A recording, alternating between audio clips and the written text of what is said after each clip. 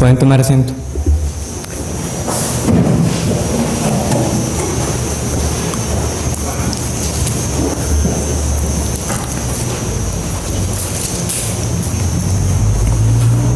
Juan capítulo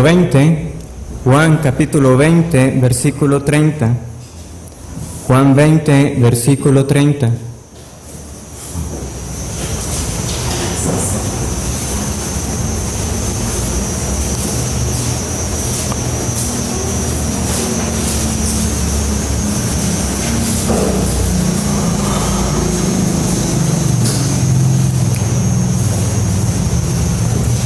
Dice: hizo además Jesús muchas otras señales en presencia de sus discípulos, las cuales no están escritas en este libro.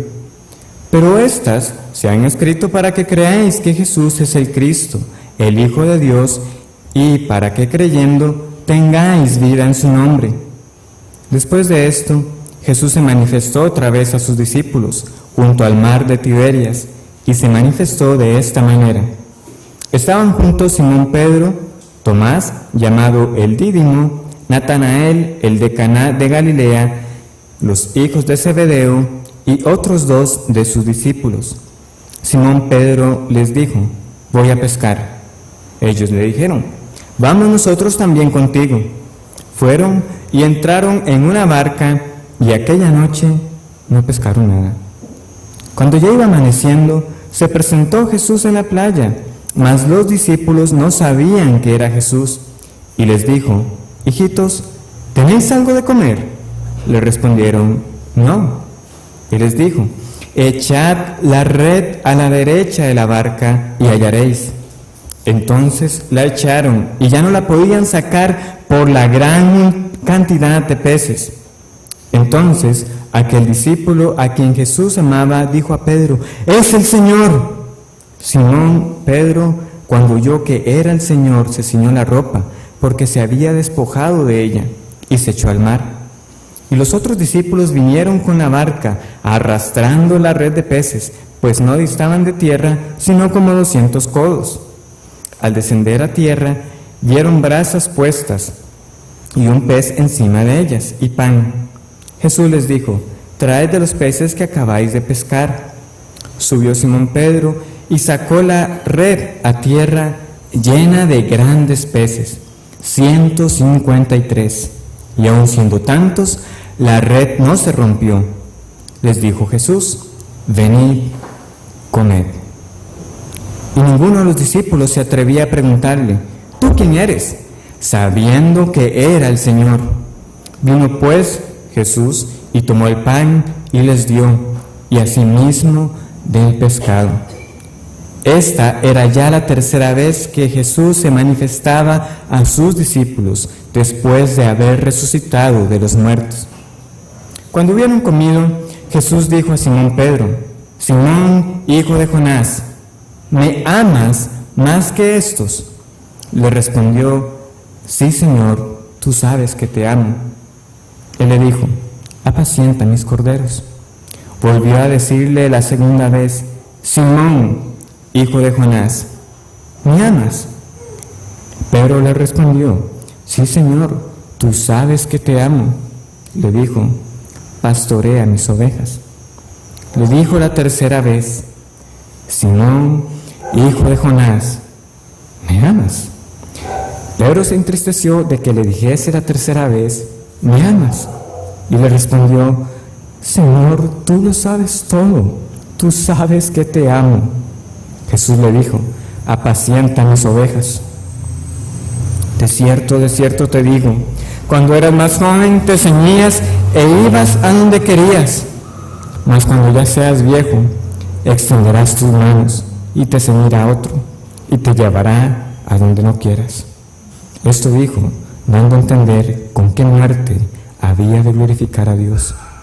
Y dicho esto, añadió: sígueme. Volviéndose Pedro, vio que le seguía el discípulo a quien amaba Jesús, el mismo que en la cena se había recostado al lado de él, y le había dicho: Señor, ¿quién es el que te va a entregar? Cuando Pedro le vio, dijo a Jesús: Señor, ¿y qué de este? Jesús le dijo: si quiero que él quede hasta que yo venga, ¿qué a ti? Sígueme tú.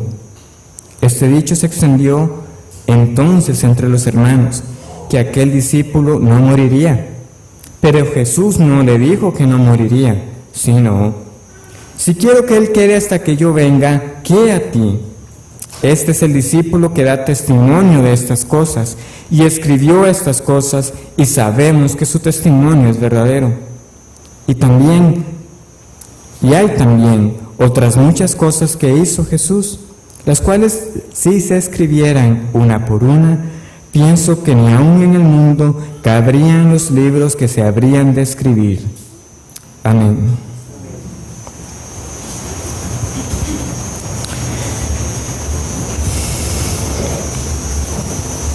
Nunca había tenido tantas introducciones pensadas para un sermón como he tenido para este. ¿Y por qué? Porque este es el último sermón de la serie de los milagros. Y además hay un sentimiento adicional, porque precisamente es este pasaje. Porque por un lado, hermanos, en Juan ya nos está sirviendo un final para la serie de los milagros. ¿Cómo está empezando? Y hubo otras muchas señales, pero estas que se han escrito, Él nos dice el propósito, es para que creamos. Es como que ya nos está diciendo: bueno, ya vimos lo suficiente, ya nosotros, hermanos, hemos estudiado suficiente los milagros para que tengamos vida en su nombre. No obstante, el capítulo 21 es como un segundo final de Juan. De hecho, cuando uno lee el capítulo 20 y lee el propósito, parece que ya ha terminado. Este es el propósito con el cual fue escrito. Y sin embargo, aparece el capítulo 21 como un anexo, como un agregado. Y tal parece que fue necesario por ciertos rumores que habían en cuanto a las vidas de los discípulos, en particular en cuanto a Juan. Nosotros vemos cómo va concluyendo. Había como un rumor de que Juan no iba a morir. Entonces vemos que era necesario escribir esa aclaración mientras el discípulo estaba vivo. Si Juan ya hubiera estado muerto, ¿para qué escribir esa aclaración, verdad? De que no iba a morir. Era un hecho que ya Juan había partido. Pero no, mientras él estaba en vida, parece que se había extendido ese rumor de que Juan no iba a morir. Y entonces tenemos el capítulo 21. Y además también esa importante conversación que Cristo tiene con Pedro. Pero hermanos, solo para darnos una idea, hasta el día de hoy con este sermón son 33 los sermones que hemos tenido de la serie de los milagros. Y ciertamente han sido años, pero aún si hubiera tenido la oportunidad de haber ido uno a la vez, desde que hubiera empezado un año, digamos empezando en enero, hubiera terminado hace una semana, en agosto. Ha sido bastante. Y hermanos, no es ni la sombra de todo lo que Cristo hizo. Hizo el Señor muchas otras señales, las cuales pienso ni aún cabrían. El escritor, haciendo uso de una hipérbole, no tiene ni idea de todo lo que no se ha escrito.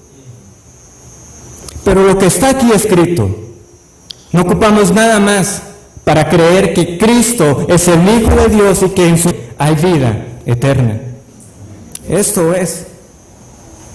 Hay todo un sermón que sale de solamente esos 2 versículos de Juan 20, pero los 2 puntos principales los podemos ver. Hermanos, no ocupamos revelación adicional. Esto es suficiente. Y solamente hay un nombre, el de Cristo. No hay otro mediador entre Dios y los hombres, solamente nuestro Señor Jesucristo. Solamente en Él está la vida eterna. Y por otro lado, siendo un sermón que había previsto desde que prácticamente había iniciado esta serie, ¿por qué es tan particular? ¿Por qué es tan particular? No entraré en los detalles, porque sé lo importante de aprovechar el tiempo. Podemos prestar atención al inicio, pero nosotros tendemos a divagar el tiempo y perdemos el hilo. Y por otro lado, hermanos, porque si entrara en esos detalles sería para mí muchísimo más difícil controlar todas las emociones que están en este momento sobre mí. Y esto se los digo de una vez, si es posible que falle en eso, aunque cuando vimos los frutos, o el fruto del Espíritu vino sobre las emociones, y eso fue para mí una reprimenda de que tenía que aprender a controlarlos. No que esté mal llorar, hermanos, pero lo importante es que se entienda el sermón. Pero de antemano, no se deje llevar solamente por lágrimas. Está bien conmoverse, está bien llorar, pero que sea por lo que el texto, hermanos, hoy nos está enfrentando y a lo que nos va a confrontar. Y dicho esto, entonces la pregunta es, ¿cuál es ese sermón? ¿Cuál es el sermón que usted no ha olvidado? Yo no conozco a profundidad la vida de todos como quisiera, pero sé que no es el primer sermón que están escuchando esta noche. De hecho, muchos tenemos años de estar escuchando sermones, pero por lo general hay uno o unos cuantos sermones que nosotros definitivamente no podemos olvidar. Hubo una aplicación, un versículo, una forma en que fue aplicado, una ilustración que día tras día recordamos. El sermón que yo no olvido está basado en Juan 21.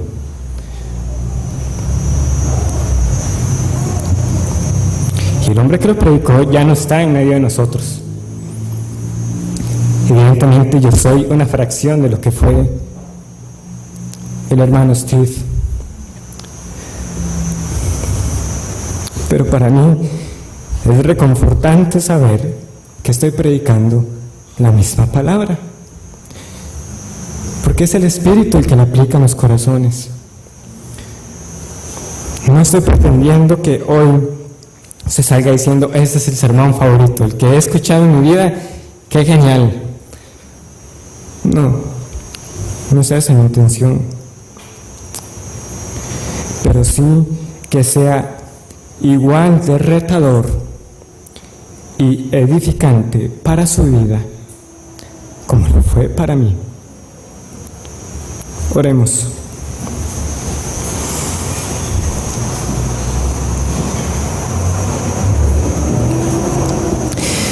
Señor, solo podemos implorar tu favor sobre nosotros esta noche.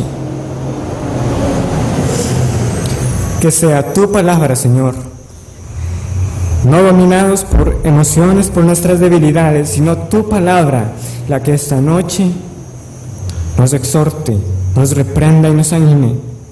Cuídanos del error, guárdanos del error, Señor. Protégenos de las distracciones.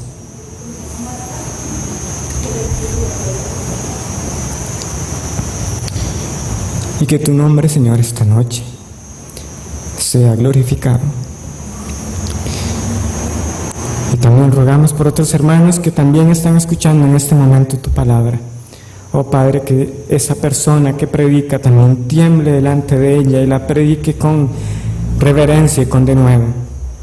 Y Señor, y prepara nuestros corazones también para el tiempo de la cena que tendremos. Te lo rogamos en el nombre de nuestro Señor Jesucristo. Amén. Para abarcar tanto el milagro como las situaciones que van a suceder después, hay 3 puntos. El primero, Cristo es un gran pescador, o el gran pescador. Cristo es un gran refugio y Cristo es el gran restaurador. El primer punto, pues claro, relacionado con esta pesca milagrosa. El segundo punto de Cristo como refugio, la actitud o la acción que tiene Pedro en el momento que se entera que es el Señor.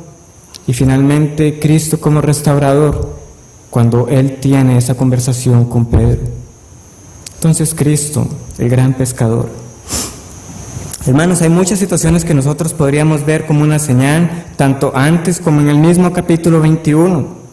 Por ejemplo, cómo era que el Señor aparecía y desaparecía a la vista de las personas. Nosotros no tenemos mucho detalle, sin duda eso también es una señal de nuestro Señor Jesucristo. También cómo era que estos hombres no pudieron saber que era el Señor cuando estaban a menos de 100 metros. Nosotros sabemos que estaban a esa distancia porque fueron 200 codos los que recorrieron para llegar. Menos de 100 metros y no sabían que era Cristo el que les hablaba. Sería porque estaba amaneciendo y había una figura apenas, había neblina, no lo sabemos. Era por estar nuestro Señor ya en su cuerpo glorificado. Tampoco tenemos mucho detalle. Lo cierto es que providencialmente ellos no se enteraron de que era Cristo hasta después de que ocurre la pesca. Y definitivamente la pesca, hermanos, es esa señal que vamos a estudiar y será nuestro último milagro. No queda duda que fue un milagro, y también no queda duda que Cristo sabía pescar como ningún otro. ¿Recuerdan cuando llegan aquellos cobradores a Pedro? Tu maestro no paga las 2 dracmas. ¿Qué hizo Cristo? Pedro, vaya, lance un anzuelo y el pescado que salga, ese tendrá un estatero, o es decir, 4 dracmas. Así era el dominio de Cristo sobre la creación. Y esa era la seguridad que Él tenía para dar esa instrucción. Pedro, usted va a echar un anzuelo y el pescado, ahí está. Y no solamente va a pagar por mí, va a pagar también por usted. Y no vamos a hacer de tropiezo para estos hombres. Qué increíble cómo era nuestro Señor. Y también esta pesca milagrosa, Señor, hermanos, se añade a esas circunstancias que le dan ese carácter de final a la serie. Porque fue también una pesca milagrosa, uno de los primeros milagros que vimos. Y de hecho fue con una pesca que Cristo empezó a reunir a los hombres que serían sus discípulos. Vengan y yo los haré pescadores de hombres. Y nuevamente una pesca para más adelante enfrentar a Pedro y decirle de nuevo, apacienta mis ovejas. Así que con una pesca también cerramos. Y estos hombres no eran hombres cualquiera. Ellos tenían como oficio antes ser pescadores. Ese era su oficio anterior. Ellos sabían la época en la que estaban, conocían el mar. No es ninguna casualidad que hayan ido de noche. A su juicio ese era el mejor momento para ir a pescar. Y sin embargo, ya llegaba el amanecer y nada tenían. Y entonces aparece Cristo y es parte de ese milagro. Versículo 4. Cuando ya iba amaneciendo, se presentó Jesús en la playa, mas los discípulos no sabían que era Jesús. Y les dijo, hijitos, ¿tenéis algo de comer? Le respondieron, no. Él les dijo, echad la red a la derecha de la barca y hallaréis. Entonces la echaron y ya no la podían sacar por la gran cantidad de peces. No sabían que era el Señor. Y uno se pregunta, ¿en qué momento hombres tan experimentados le prestan atención a un desconocido?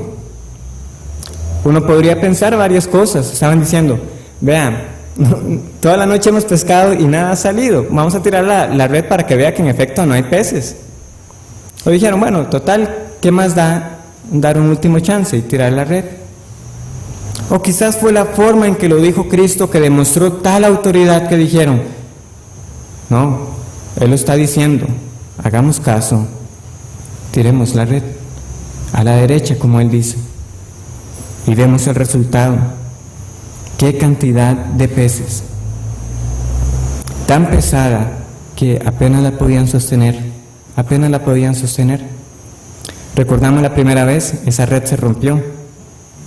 Aquí no, pero 153 pecesotes, peces grandes, es lo que nos dice Juan. ¿Qué ha pasado aquí? Como les digo, sin que entramos realmente en conjeturas o alegorías que no debiéramos sacar, lo que vemos es tal dominio que me gusta recalcarlo de esta manera. Es como que los peces hubieran recibido una orden de Cristo para moverse hacia ese lugar y quedarse ahí. Está bien, los peces no hablan, ¿verdad? Pero es como el Señor, allá vamos, para ser atrapados por la red. Una instrucción para morir. Esta creación, hermanos, fue hecha en el Señor, por el Señor y para el Señor. Cristo, el Hijo de Dios, el primogénito, el preeminente sobre toda la creación. Y fue cuando Él quiso que estos discípulos pudieron pescar.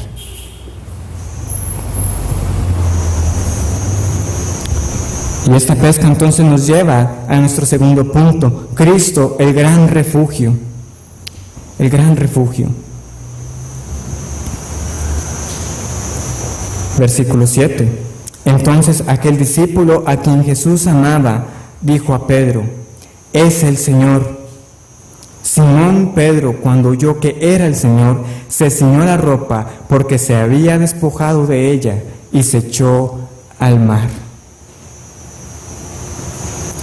Juan es el que entiende primero. Momento, esto que está sucediendo se parece mucho a algo que ya hemos vivido, pero es el Señor. Juan entiende primero, pero Pedro es el que actúa primero. Y esto nos debería a nosotros sorprender, no porque Pedro sea el que actúe primero, porque solía hacerlo, sino por todo lo que ya había pasado y que Pedro justamente va hacia el Señor sin temor a ninguna represalia, porque Cristo era el gran refugio, o como nuestro hermano Steve decía, el lugar seguro. Cristo es un lugar seguro. Nosotros rápidamente hubiéramos estado lanzando acusaciones sobre este hombre. ¿Qué estaba haciendo? Estaba volviendo a pescar cuando él ya tenía una comisión dada por el Señor. Ustedes serán pescadores de hombres, pero aquí estaban volviendo a su antiguo oficio. Y muchas cosas más le podríamos reprochar. Pedro, ¿qué está haciendo usted? ¿No fue usted el que caminó sobre el mar por un momento y ya después estaba hundiendo? Sí, lo sé, pero es el Señor. Pedro, ¿no era usted el que le había dicho a Cristo que no debía morir, que era mejor que eso no le aconteciera porque usted no entendía que él debía morir? Sí, yo fui el que dije eso, pero es el Señor, yo voy a él. Pero ¿no fue usted el que salió muy valiente con una espada y después había abandonado al Señor, igual que todos los demás? Sí, yo lo abandoné, pero es el Señor. Pedro, usted no me está entendiendo. Usted fue el que negó a Cristo. Sí, yo lo negué, pero es el Señor. Pedro, es que no fueron una, fueron 3 veces que usted negó a Cristo. Lo hice, pero es el Señor. Es el Señor. ¿Cuántas veces nosotros más bien hemos hecho lo contrario? Hemos pecado y tomamos las peores decisiones. No vuelvo a la iglesia, mejor que no se enteren, ni abro la Biblia, ¿con qué cáscara voy a abrir yo la palabra de Dios? Mejor no oro, Dios seguro ni va a escuchar mis oraciones, no tengo derecho a llamarme cristiano. Es el Señor, y Pedro corrió hacia Él. No cometa ese error. El mejor lugar para el pecador siempre será estar a los pies del Redentor. Nuestro refugio, nuestro lugar seguro. ¿Pueden imaginarse ese momento? Es el Señor. ¿Qué hizo? De una vez me he visto, me lanzo, corro hacia Él. Hermano, yo también sé lo que es haber pecado, la vergüenza de cometerlo, la tristeza, las consecuencias, el no querer hacer nada porque uno siente que ya uno no tiene parte en el reino de Dios. Pero el mejor lugar siempre será el refugio que Cristo da. Y Pedro lo sabía mejor que nosotros. Él ya había sido confrontado sin ninguna reserva por Cristo. ¿Recuerdan la alimentación de los 5,000? ¿Qué pasa con la alimentación de los 5,000? Llega la multitud buscando a Cristo por los motivos incorrectos. Y Cristo predica duro, durísimo. Nadie puede venir a mí si el Padre no lo trajere. El que come mi carne y bebe mi sangre tendrá vida eterna, mejor que el maná. ¿Pero qué le pasa a este que está predicando? Dura es esta palabra, ¿quién la puede oír? Y Cristo no se retracta, ya se los he dicho. Ninguno puede venir a mí si no le fuere dado por el Padre. Y se devolvieron. Cristo se devuelve a los 12. ¿Y ustedes qué? ¿Quieren irse también? ¿Qué responde Pedro? ¿A quién iremos? Tú tienes palabras de vida eterna. ¿A quién iremos? ¿A quién iremos? Se responde por sí sola esa pregunta. La palabra que usted hoy le está diciendo, Jesucristo es el Señor. ¿Qué va a hacer usted? Cíñase, corra hacia el Cordero que quita el pecado del mundo. ¿A quién más va a acudir? Hermanos, ¿qué tan seguro es acudir a Cristo? Que recibe a los apóstoles con el desayuno. Así de seguro es ir a Él. En el versículo 9, ellos ven que hay brasas. ¿Y qué les dice en el versículo 12? Venid, comed.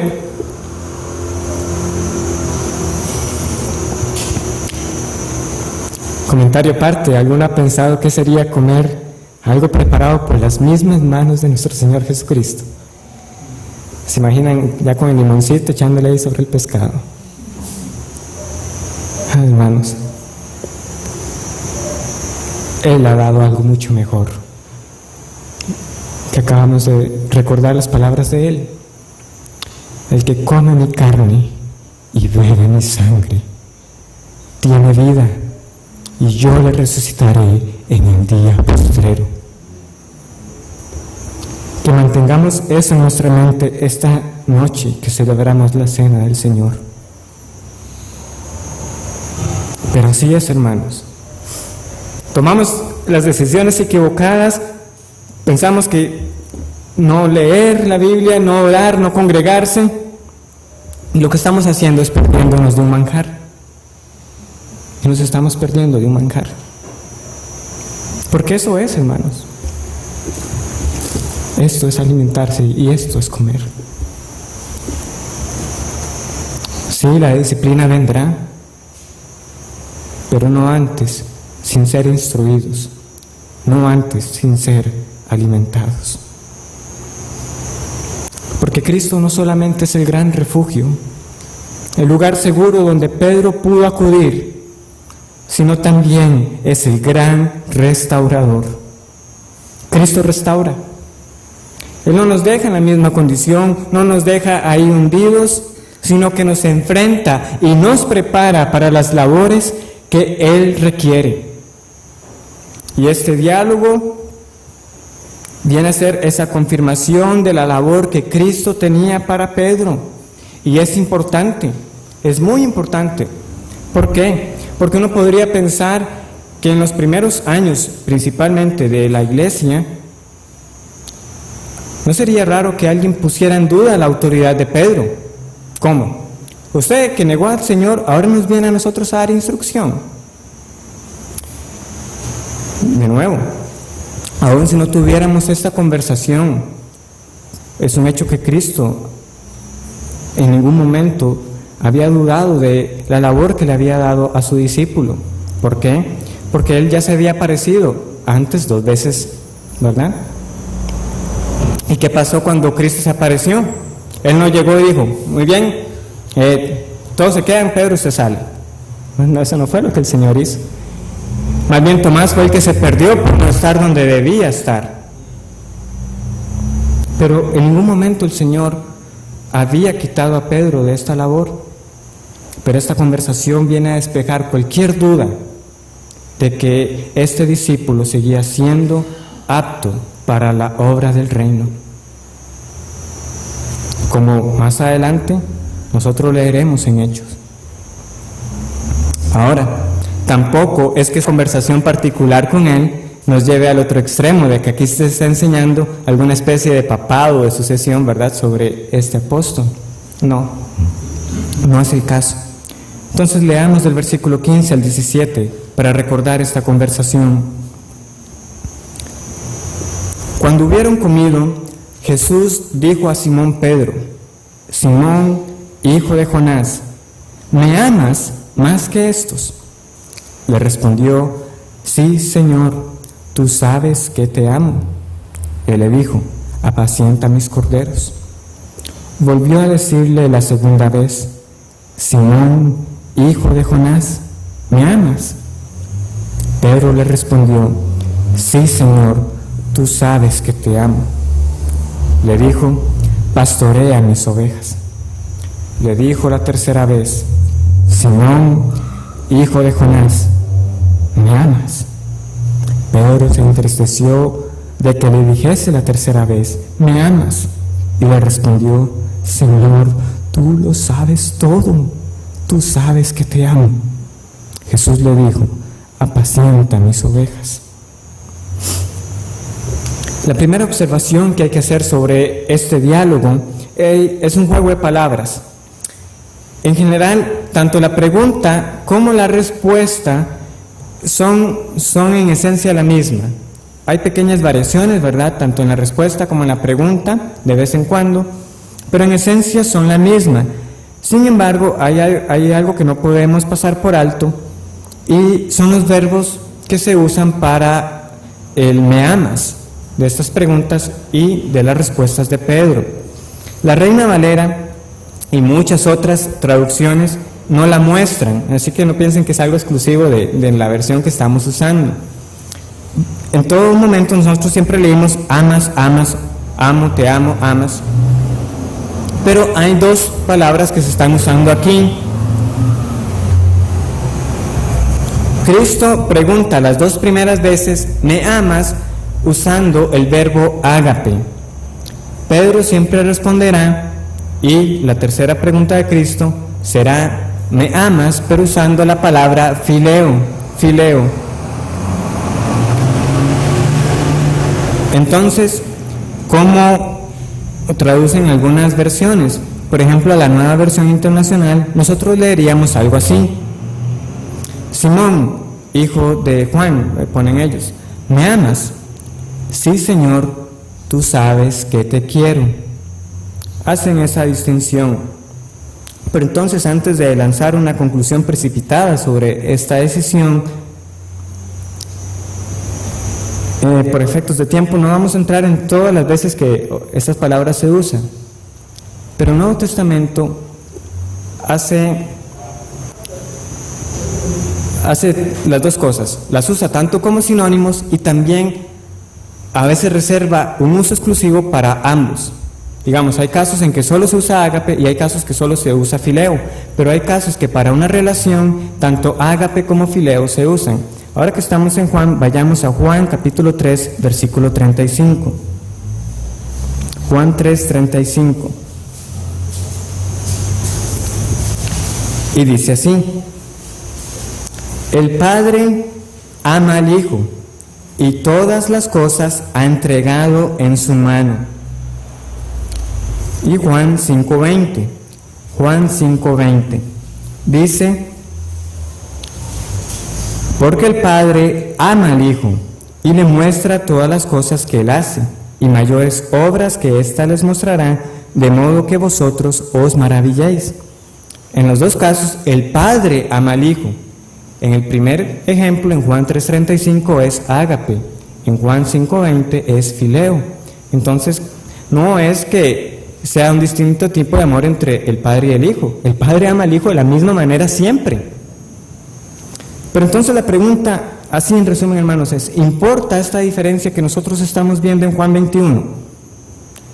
Yo me habría inclinado a decir que sí, hermanos, sí importa. Pero no es para que lleguemos al punto de concluir de que Pedro realmente no ama a Cristo. sea, Él no está diciendo eso en ningún momento. Vemos que sí hay una distinción y ya veremos por qué. Pero ¿por qué el Señor le pregunta 3 veces a Pedro entonces? ¿Por qué le hace una pregunta similar 3 veces? Rechacemos, hermanos, la idea de que Cristo le estaba haciendo 3 preguntas porque lo había negado 3 veces. Eso estaríamos ante un Cristo vengativo, que se quiere desquitar, sin misericordia. Jamás, jamás.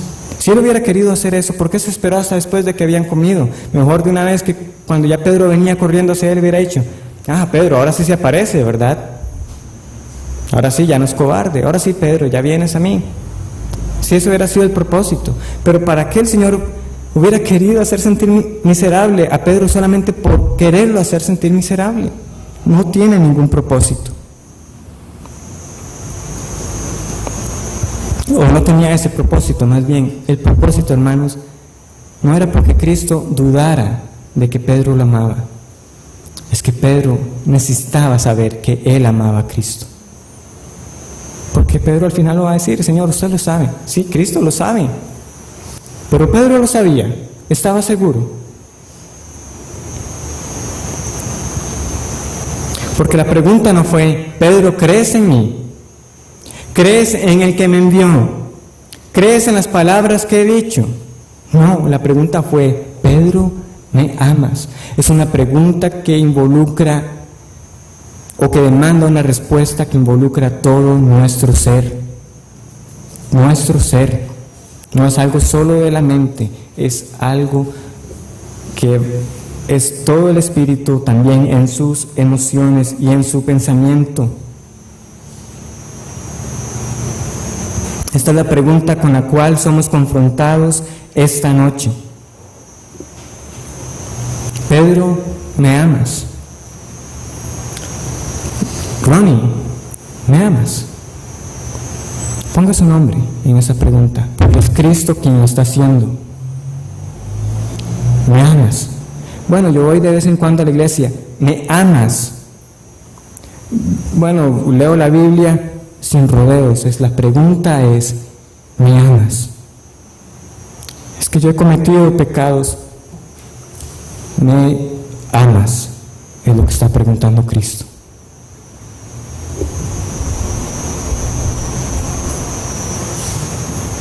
Sé que algunos pueden responder: sí, amén, yo amo a Cristo.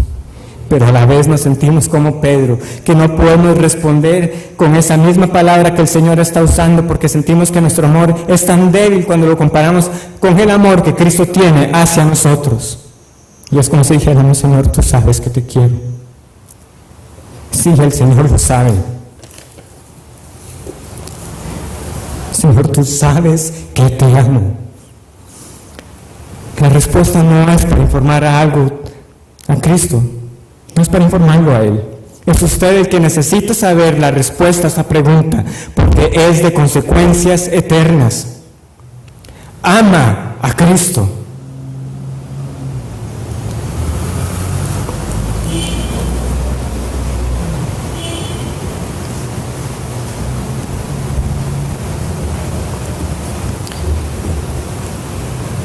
Habiendo entonces visto que Cristo es este gran pescador, este gran refugio y este gran restaurador, se desprenden 3 aplicaciones. Ya vimos que Cristo es un lugar seguro. Esta es la primera. Cristo es un lugar seguro, pero ¿es usted un lugar seguro?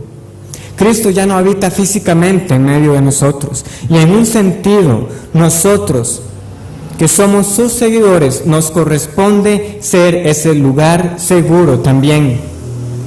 Había un refrán que también el hermano Steve compartía. Es un refrán triste que se dice de la iglesia, que es: el único ejército que deja a sus heridos en el campo de batalla. La iglesia es el único ejército que deja a sus heridos en el campo de batalla. Qué triste que esa sea una realidad en muchos lugares. ¿Cuántas personas, en lugar de haber sido exhortadas por la palabra, solo fueron juzgados ahí duramente, dejados ahí sin ninguna consideración por su bienestar? ¿Es Los Lagos un lugar seguro? Supongamos unas cuantas situaciones, y son ejemplos nada más. Su hija ha quedado embarazada, no está casada, es más, ni si tiene idea de quién podría ser el papá. O usted ha sido despedido por un mal comportamiento y el dinero que le quedaba lo ha perdido en apuestas y actividades al filo de la ley. Ha adulterado, ha salido por fiador y tantas otras circunstancias. Lo que yo le pregunto es, ¿podría usted pensar en varios hermanos aquí a los cuales usted podría ir con toda confianza y acudir?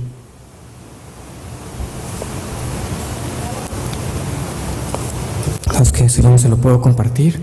Yo sé lo que me va a decir, yo sé cómo me va a tratar. Invierto la pregunta entonces. ¿Cuántas personas han acudido a usted por ese consuelo y por esa ayuda espiritual? Es que eso le pasa a usted. Esas son las consecuencias por cómo crió a sus hijos. Es que usted no hizo caso. Es que usted no sabe lo que dice la palabra. Usted no sabe lo que dice el versículo aquí y lo que enseña la Biblia sobre esto y lo otro, aquí y allá. ¿Es así como actuamos? De ninguna manera estoy diciendo que debamos pasar por alto la disciplina, que debamos pasar por alto el pecado, pero es que hay una gran diferencia entre tener un espíritu de mansedumbre y un espíritu de destrucción.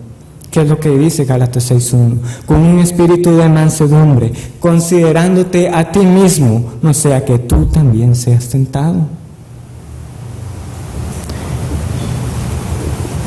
Cristo nos confronta ante la realidad, si lo amamos o no. Y si decimos que sí, Él también nos ha mandado, ámense los unos a los otros. Y si usted no está siendo esa persona con la cual el hermano puede contar cuando ha caído, usted no está cumpliendo con el mandamiento del Señor. Le pregunto de nuevo, ¿es usted un lugar seguro para el pecador? La segunda aplicación, hermanos, no hay servicio sin amor. No hay servicio sin amor. La comisión para Pedro es clara: apacienta mis ovejas. Pero esta labor no se puede hacer sin amor. Sin duda, este mandamiento en particular de apacentar las ovejas va dirigido a pastores, pero no excluye que cualquiera que sea el área en la cual usted esté sirviendo, debe hacerlo por amor y con amor. Usted podrá servir unos meses, unos años, pero eventualmente se cansará. ¿Se cansará? Sentirá que es una carga tediosa y ya no servirá más. Físicamente nos podemos cansar, pero del servicio al Señor como tal, el creyente no se cansa. El creyente no se cansa de servir hasta donde den nuestras fuerzas. Si el síntoma de cansancio de servir aparece, es un buen momento para evaluar no su labor, sino su amor a Cristo. ¿Por qué está sirviendo? ¿Para mantener una apariencia? ¿Porque ya me metí en esto y si me salgo, qué van a decir los demás? ¿Ya di mi palabra y ahora debo aguantarme? Son esos sus motivos. Pedro, ¿me amas? Señor, tú sabes que te amo. Apacienta mis ovejas. Sin amor por Cristo y por ende sin amor por aquellos por los cuales también Cristo murió, no hay verdadero servicio. Y por último, hermanos, el amor es seguir a Cristo sin detenernos en comparaciones. Que le dice en el versículo 19, después de decirle cómo iba a morir: sígueme. Parece que Pedro lo entendió muy literal. Versículo 20. Volviéndose Pedro vio que le seguía el discípulo a quien amaba a Jesús, el mismo que en la cena se había recostado al lado de él y le había dicho: Señor, ¿quién es el que te ha de entregar? Cuando Pedro le vio, dijo a Jesús: Señor, ¿y qué de éste? Jesús le dijo: si quiero que él quede hasta que yo venga, ¿qué a ti? Sígueme tú. Bueno, Pedro ve que también Juan los está siguiendo literalmente. Y Pedro también tiene sus dudas respecto a Juan. ¿Qué va a hacer de Juan? Y Cristo le dice: Pedro, ¿qué tiene que ver eso con usted? Usted sígame. Usted sígame. Tan rápido ya el apóstol también se estaba desviando de la comisión que el Señor le había dado. Apacienta mis ovejas. Ya, ¿qué va a hacer de Juan? Y nosotros a veces también en el servicio, en el ministerio que estamos viendo, vean aquel ministerio cómo está creciendo, o cómo el hermano está haciendo tal cosa, y empezamos a medirnos. Cristo nos libra de esas comparaciones, porque Cristo a nosotros no nos juzga por esa superioridad o esa inferioridad. ¿Qué a ti? Sígueme, es lo que dice el Señor. Sígueme.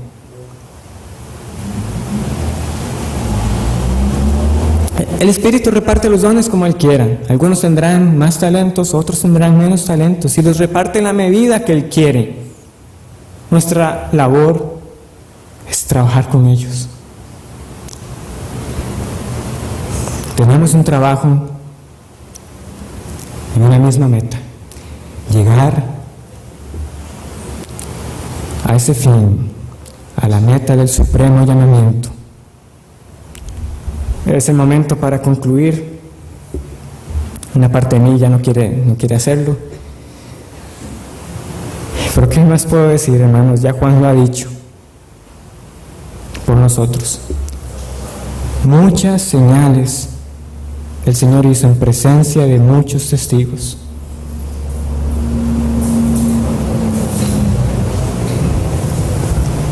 Pero los que están acá son suficientes.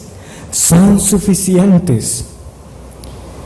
Y como son suficientes, hermanos, aquí está lo que tenemos para la vida eterna. Y una vida eterna en la cual nosotros, ya sea que estemos durmiendo o estemos en vida, ¿qué es lo que aguardamos? Versículo 22.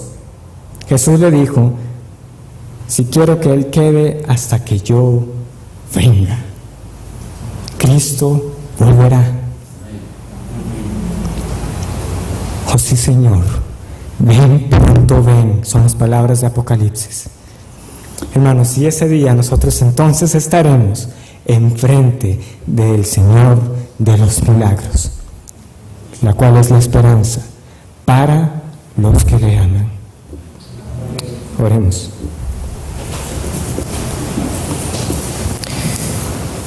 Señor, solo tu Espíritu puede dar ese sentido de urgencia a esa pregunta tan crucial. Oh Señor, o te amamos o no te amamos. Conforta esos corazones, Señor, que nos sentimos débiles, que fracasamos. Pero podemos acudir a ti para perdón y el oportuno socorro. Oh Señor, sabes que te amamos. Ayúdanos a cumplir la labor que nos has dado y a seguirte con esa esperanza, Señor, de que un día volverás.